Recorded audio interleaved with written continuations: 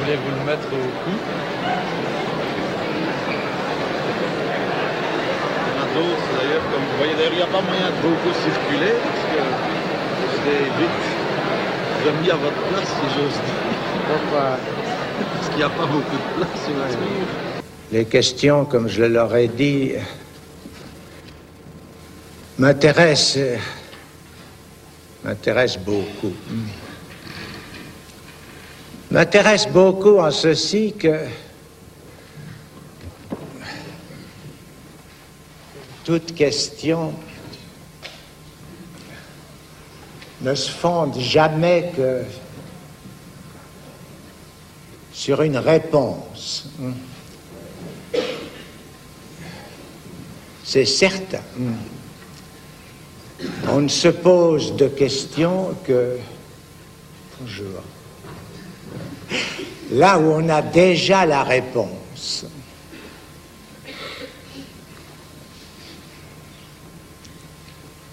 Ce qui a l'air de limiter beaucoup la portée des questions. Néanmoins, c'était pour moi une occasion de mesurer ce qui pour chacun était la réponse.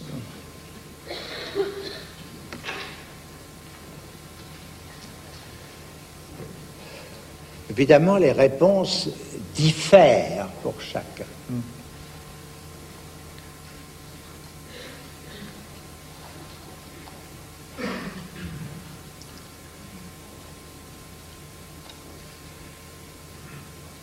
C'est même ce qui fait obstacle à ce que si gentiment on appelle la communication. Enfin, je vois que j'ai un auditoire. La communication, voilà des gens sympathiques. La communication, ça fait rire. Eh bien, c'est pour moi un très vif encouragement. Enfin, si vous en êtes déjà là,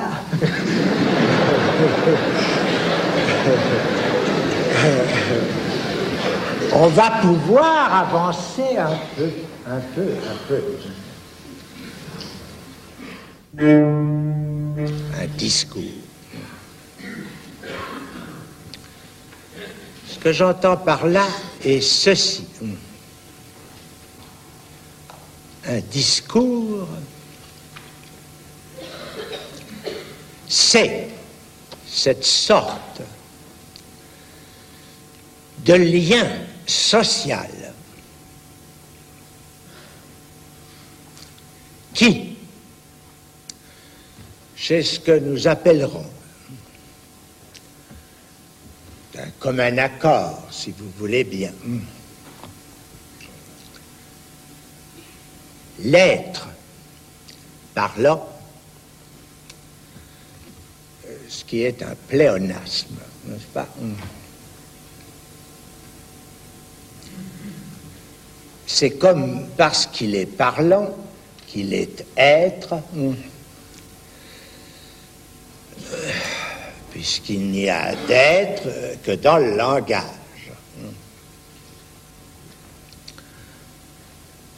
Alors, le parlant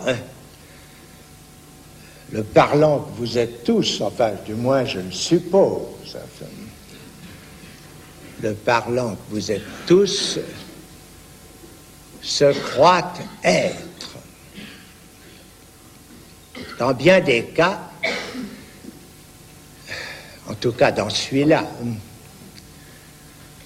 il suffit de se croire pour être en quelque façon. Le minimum qu'on puisse dire, c'est que tout ce qui s'édifie entre ces animaux dits humains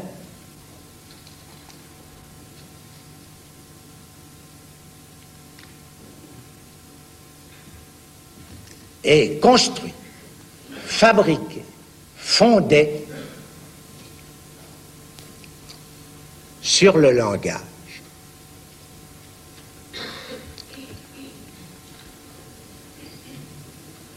Ça ne veut pas dire que les autres animaux sociaux, enfin vous en avez bien sûr entendu parler, je sais pas, les petites fourmis, les abeilles et quelques autres exemples distingués sur lesquels enfin, nous sommes penchés, comme on dit, parce que nous passons notre temps à nous pencher, nous autres êtres langagiers, ont quelque chose qui... On ne sait pas quoi d'ailleurs, hein. On en est réduit à dire que c'est l'instinct. Quelque chose qui les tient ensemble. Il paraît difficile de ne pas s'apercevoir que ce qui fait que les êtres humains tiennent ensemble aussi, ça a un rapport avec le langage. J'appelle discours ce quelque chose qui, dans le langage, se fixe, se cristallise, qui use des ressources du langage qui sont évidemment beaucoup plus larges, qui ont beaucoup plus de ressources, qui usent de ça pour que le lien social entre êtres parlants, ça fonctionne. La mort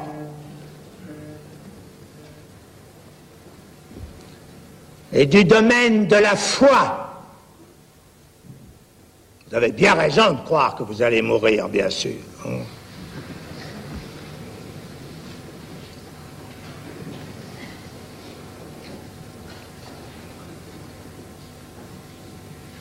Ça vous soutient.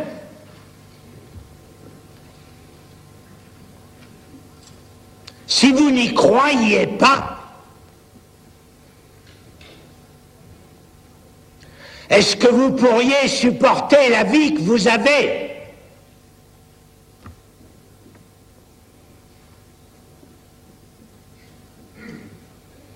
Si on n'était pas solidement appuyé sur cette certitude que ça finira,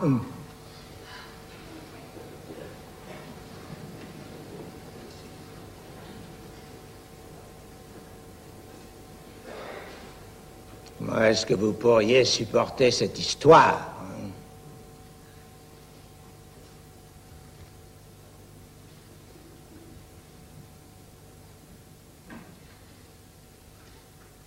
Néanmoins, ce n'est qu'un acte de foi.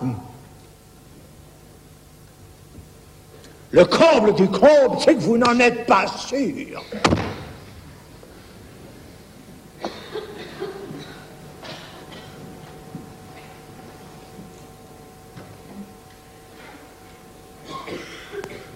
Pourquoi est-ce qu'il n'y en aurait pas un ou une qui vivrait jusqu'à 150 ans? Mais enfin, quand même,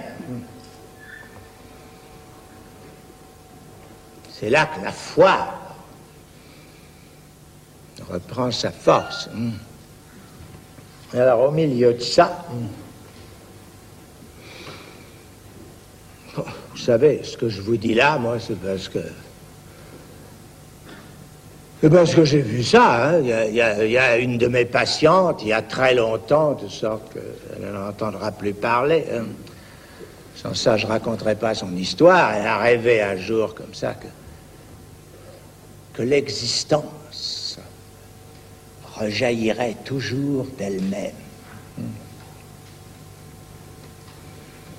Le rêve pascalien, une infinité de vies, enfin, se succédant à elle-même, sans fin possible.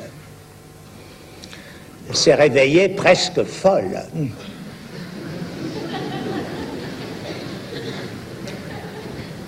Elle m'a raconté ça, hein. Je vous assure que je ne trouvais pas ça drôle.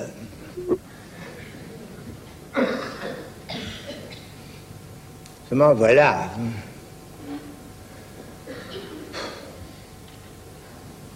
La vie. Ça, c'est le solide. Hein. C'est ce sur quoi nous vivons, justement. Moi, la vie, alors, dès qu'on commence à en parler comme telle, la vie, bien sûr, nous vivons, ça, c'est pas douteux. Hein. On s'en aperçoit même à chaque instant. Bon. Il s'agit de la pensée maintenant. Hein. Prendre la vie comme concept. Pendant un certain temps, on a pu croire que les psychanalystes savaient quelque chose.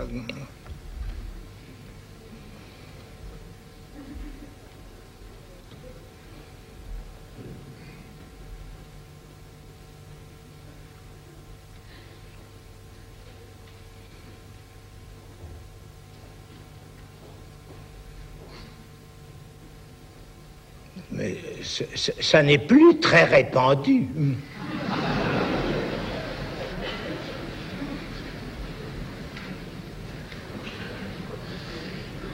Le comble du comble, c'est qu'ils n'y croient plus eux-mêmes.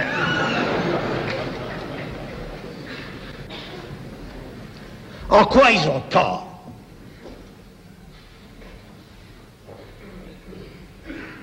Car justement, ils en savent un bout.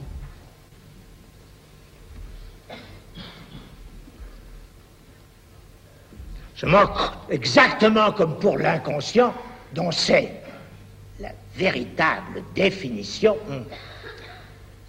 Ils ne savent pas qu'ils le savent.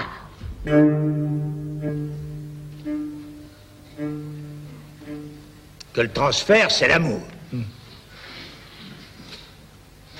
Vraiment et simplement. Alors, pourquoi est-ce qu'on aime un être pareil?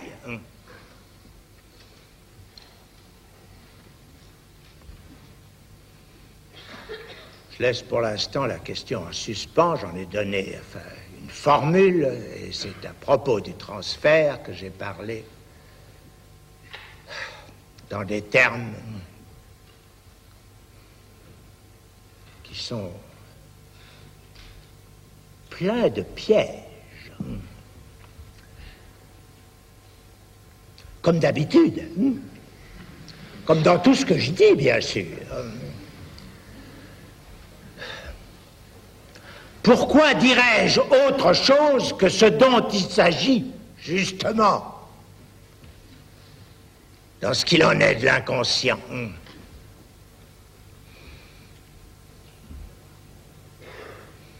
À savoir que le langage, ça n'a jamais, ça ne donne jamais, ça ne permet jamais de formuler que des choses qui ont 3, 4, 5, 10, 25 sens. Le sujet supposé savoir.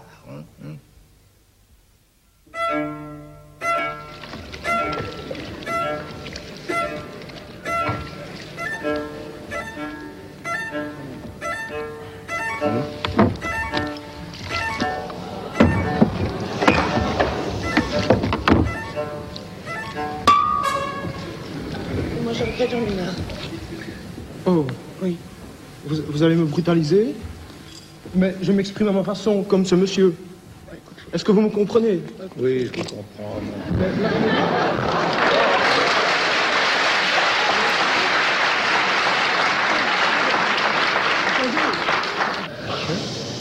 Alors, je voudrais encore ajouter que j'interviens au moment où j'ai envie d'intervenir et que, disons que l'ensemble, ce qui, jusqu'il y a environ 50 ans, pouvait être appelé culture, c'est-à-dire expression de gens qui, dans un canal parcellaire, exprimer ce qu'il pouvait ressentir, ne peut plus, est maintenant un mensonge, et ne peut plus être appelé que spectacle. Et est au fond la toile de fond qui relie, au fond, et qui sert de liaison entre toutes les activités personnelles aliénées. Au fond, si maintenant les gens qui sont ici se rassemblent à partir d'eux-mêmes et authentiquement veulent communiquer, ça sera sur des toutes autres bases et avec une toute autre perspective. Il est évident que ce n'est pas une chose qu'il faut attendre des étudiants qui sont par définition ceux qui, d'un côté, s'apprêtent à devenir les cadres donc, du système avec toutes leurs justifications et qui sont précisément le public qui, avec sa mauvaise conscience, va se repaître précisément des résidus des avant-gardes et du spectacle en décomposition. C'est pour ça que je choisis précisément ce moment pour venir m'amuser, quoi. Parce que si je vois, par exemple, des types qui s'expriment authentiquement quelque part, je ne vais pas précisément venir les ennuyer. Mais je choisis spécialement ce moment-ci, quoi. Ouais. Bon. Ouais. Je ne voulais pas que j'essaye d'expliquer la suite un peu. Quelle suite? Par rapport à ce que je viens... J'aimerais bien que vous me répondiez, par exemple. Oui, bien sûr, mais je vais vous répondre. Mettez-vous là, vous allez jouer, on va vous répondre. On va vous répondre. Mettez-vous là, tranquille, là où vous étiez. Hein? Peut-être que j'ai quelque chose à vous répondre, pourquoi pas. Hein? Vous voulez jouer aussi? Oui, c'est ça. Une très bonne idée. Bon. Alors, j'en étais au langage. J'en étais au langage. Si vous vous êtes, enfin, là, comme ça, exprimé, hein, devant ce public, qui en effet, enfin, est tout prêt à entendre, enfin, n'est-ce pas, ces déclarations insurrectionnelles. Mais qu'est-ce que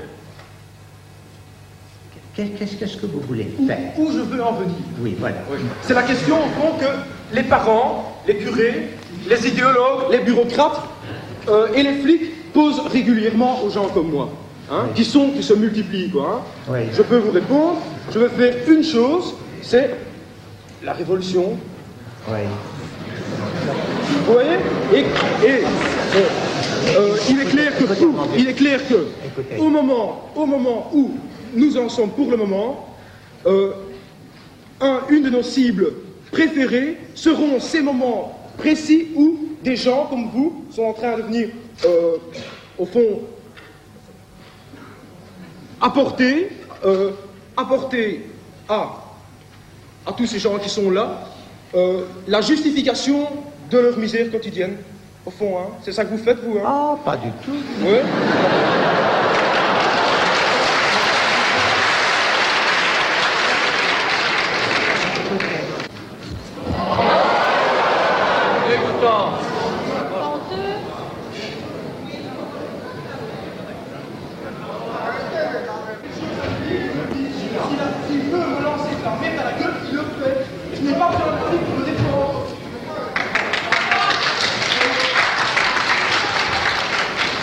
Que ça change pour une nouvelle organisation.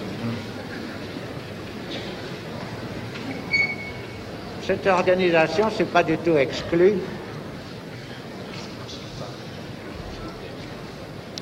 C'est pas du tout exclu que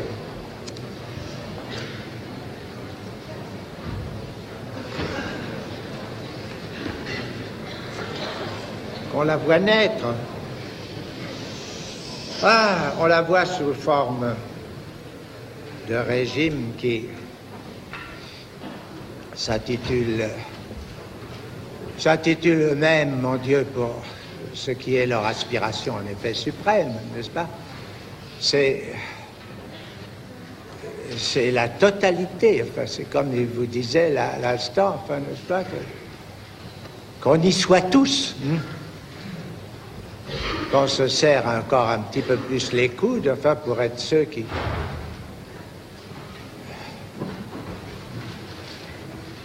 veulent quoi, enfin. Organisation, qu'est-ce que ça veut dire si ce n'est pas un nouvel ordre?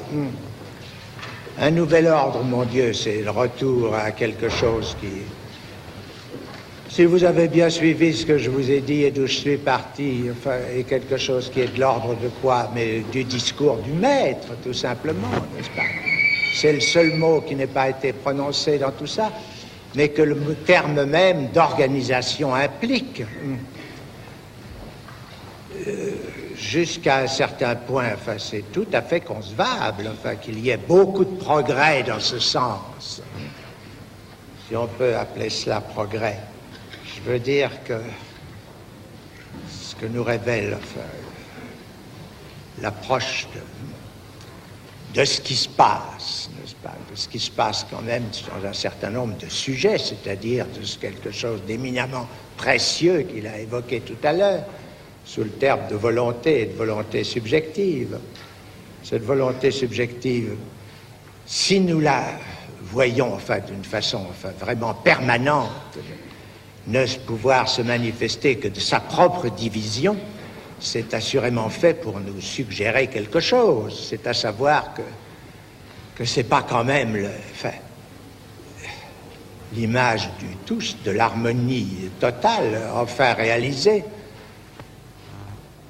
C'est un appel que vous avez entendu, que je connais bien, qui est touchant. Enfin, ça aboutit enfin, à quelques inconvénients comme ça sur ma cravate. Oui. C'est l'amour. C'est l'amour qui vous prêche. Si on était tous comme ça, tous ensemble, à s'aimer, enfin, mon Dieu, enfin, c'est la Jérusalem céleste, n'est-ce pas, qui vient vous annoncer. Enfin, ça s'est vu, enfin, quelquefois au cours de l'histoire et jamais dans des moments indifférents. C'est bien justement parce que quelque chose se manifeste qui n'est tout de même strictement inséré, enfin, dans l'ordre du discours. C'est parce qu'il y a eu un discours qui est en train de proliférer, enfin, et qui engendre d'innombrables petits qui vous deviennent à tous et à chacun, à moi aussi, enfin, terriblement incommodes, à savoir le discours scientifique qui de plus en plus, enfin, est là, enfin, imminent, menaçant par sa présence, n'est-ce pas? Par l'idée que tout ça va se régler, enfin, en termes de mécanique, de balistique, d'équilibre, de courant, et puis plus on en saura, mieux ça vaudra, et bientôt, enfin, nous saurons comment produire, enfin, tel ou tel type d'individu qui lui saura marcher avec tous, n'est-ce pas? Ce que l'expérience nous montre, c'est évidemment tout autre chose.